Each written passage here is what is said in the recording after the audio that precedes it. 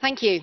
Colleagues, I want to start by apologising for the behaviour of a small minority of my compatriots, both in this chamber and in my country. They do not represent the decent, polite and pro-European majority of my people. Brexit is a mess created entirely by leavers, because they've never been able to agree on what type of Brexit they wanted. I urge this Parliament to support this motion, to overcome your Brexit fatigue, to support an extension of Article 50, to allow the UK Parliament the time needed to defeat the would-be dictator who has lied and cheated and silenced the mother of all parliaments. The danger is real.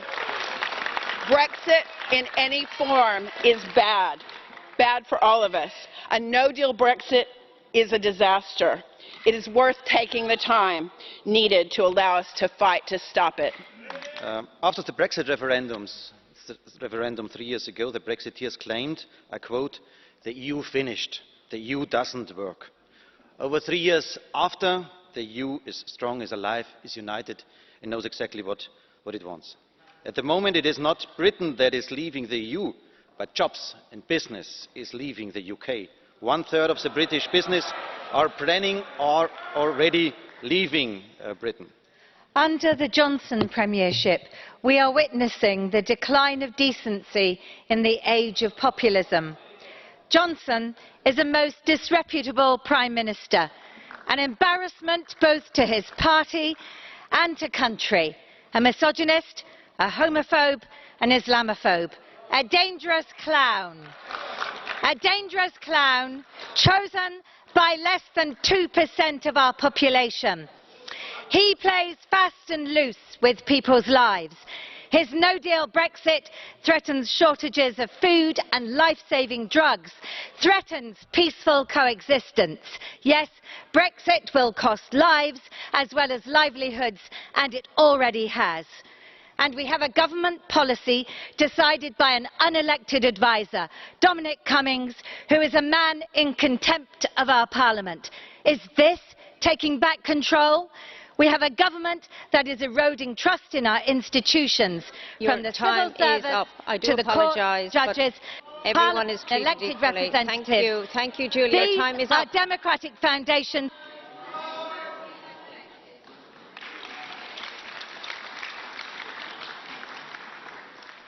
President, we have a chaotic political situation in Britain at the moment, but colleagues should not for one moment think that this Prime Minister, nor that lot over there, represent the entire British nation.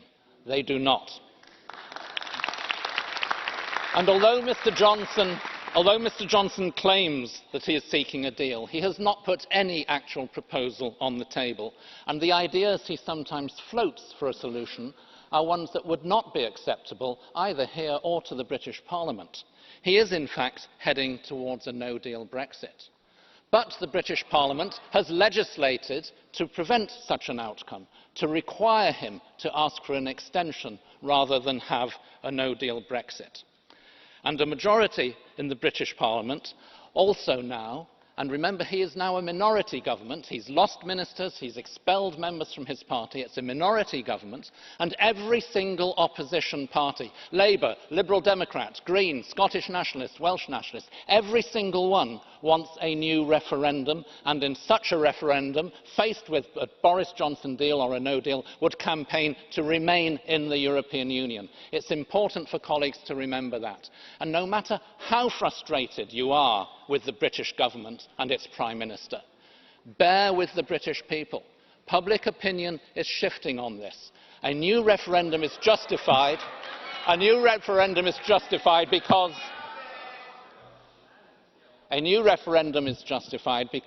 Brexit bears no resemblance whatsoever to what that lot said during the referendum campaign.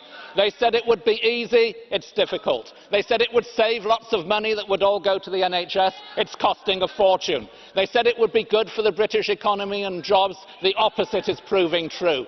That is why Leave voters are entitled to say, this is not what I was promised, this is not what I voted for, and it's right to give the British people another chance to look at this. Please bear with us Please give us that necessary extension. Ask your Prime Minister to give the extension necessary for us to sort this out. Thank you very much.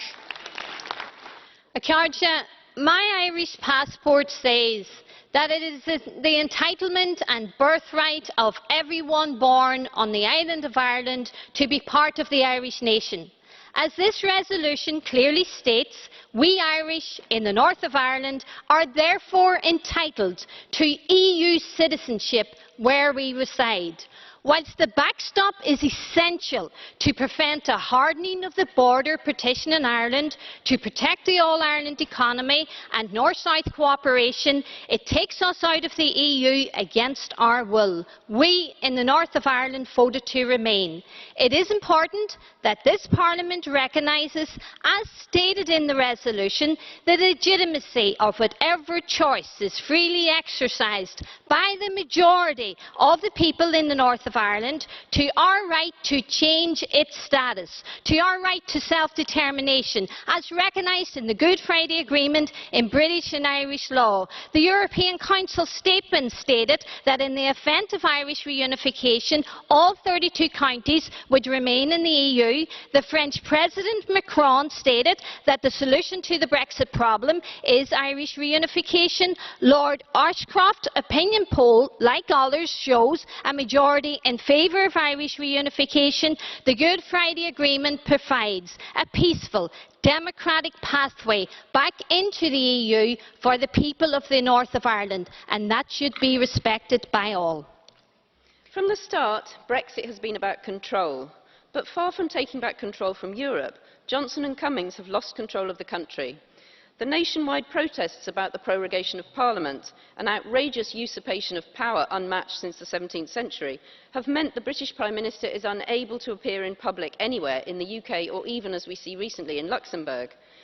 We now know what take back control really meant. It means taking control away from our representatives in Parliament, taking control away from the civil servants, taking power away from those who are upholding the rule of law. Brexit has not given control to the people or to Parliament, but to wealthy oligarchs who want to avoid paying tax, and to global corporations who want to tear up the laws that protect people and planet. This is why the commitment to an equal playing field on environmental... Could you slow down a little, please, for the interpreters? This is why the commitment to an equal playing field on environmental standards, employment rights and consumer protections in the Parliament resolution are so important. We cannot allow a race to the bottom where the UK ends up as a tax haven, a sweatshop, or goes back to being the dirty man of Europe. Tragically, 5 million EU citizens have lost control of their lives and been shamefully turned into bargaining chips as they struggle to keep their families together and their lives on track. I deeply regret that this Parliament has failed to suggest that their rights should be ring-fenced in our resolution. Although the situation in my country is chaotic and democratic institutions are being tested to breaking point, both our MPs and our courts are taking positive action to protect democracy. The clear message of our resolution today is that we look to the European Council to grant the UK the extension we need to enable the democratic forces in Britain to regain control and end the political crisis. Only we, the people, can resist the tyranny of Johnson and his cabal. We depend on our friends in the Parliament and in the Council to give us the time we need to take back control from the money men and the oligarchs. Only a people's vote can guarantee that the majority who now wish to remain at the heart of Europe can stop the Brexit nightmare. Leithion, colleagues, I've represented Wales in this European Parliament for 20 years. It's been my greatest privilege and my greatest challenge. But now we face the most challenging times of all. Westminster has failed Wales. It does not work for the people. It's a Parliament in turmoil. But I ask you to look beyond that at other things that are happening. Over recent months, I have marched with many thousands of people all over Wales in support of independence, and that support is growing. 40% of people now say they would support Welsh independence if it meant that Wales could remain in the European Union. We have the right to determine our own future. To resolve the current crisis, we must put the whole thing back to the people in a referendum, and we need the time to do that. I will continue to work for that and for Wales's future in Europe. Diolch yn fawr. Thank you very much.